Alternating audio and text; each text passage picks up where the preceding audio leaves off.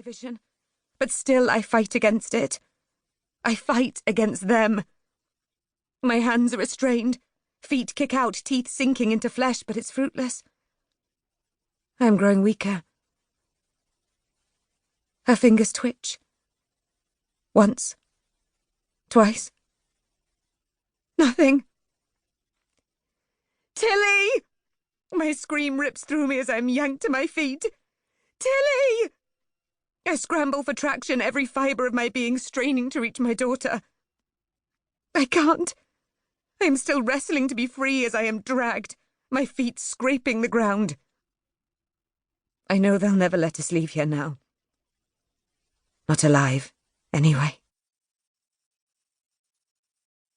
Part 1. The Cause. Chapter 1. Before. Laura. Fears. We all have them. That creeping unease. An aversion to something. For me, it's spiders. It stemmed from a nature documentary years before about the black weaver, a macrophagous breed that switches on her baby's cannibalistic instinct by encouraging her spiderlings to devour her. Unable to tear myself away, I had watched through splayed fingers as the mother circled her lair, tapping and vibrating the web, stimulating her young's primal instinct until they attacked her in a frenzied swarm. Hundreds of scuttling legs, sinking fangs. The sound of the adult being consumed after venom had dissolved her from the inside out had stayed with me. What possessed a mother to sacrifice herself like that? How could her children turn on her? Of course, that was long before I was a parent. The instant I saw Tilly, tiny hands fisted, eyes squinting in the unaccustomed light, I plunged headfirst into a love that was absolute. A fierce desire as her mother to shield her from the world however I could. And she needed shielding. I knew how damaging it could be out there.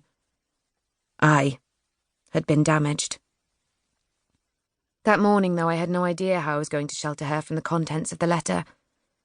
As I drove towards school, I tightened my grip on the steering wheel, as if it might somehow stop the sense of everything spinning out of my control.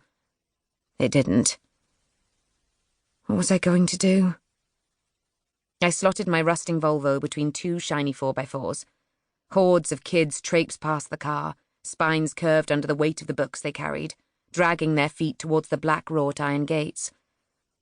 I rubbed my temples, trying to dispel the pounding behind my eyes.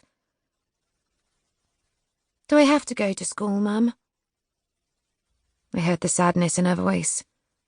I heard it in my own as I said, "It's been 6 weeks, Tilly." As though that was long enough to make everything right. It wasn't. She wasn't coping well. Neither was I, but for her, I pretended we'd get through it. We'd be okay. Even if I didn't know how. We talked about this, I said, but not unkindly. It was your idea to come back on a Friday. Ease yourself into it. It's one day, Tilly. She tucked her unruly dark hair behind her ears as she looked anxiously out of the window.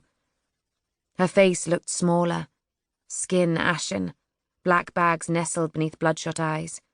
She'd refused the offer of counselling, spending so much of her time shut away in her room that now, being outside was overwhelming. You've already so much to catch up on, but if you really can't face it, I won't make you. You can come and help me in the shop instead? It's time to try to rejoin the world.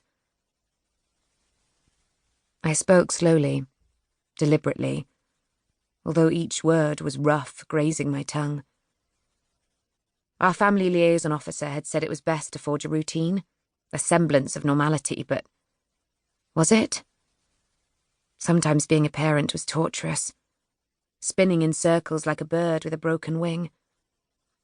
But Tilly was studying for A-levels. It was such an important year.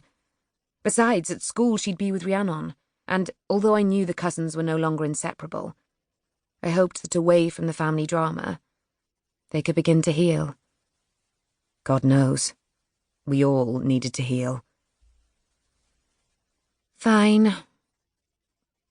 It was dizzying how quickly she pinballed between sadness and anger. But I knew it was all part.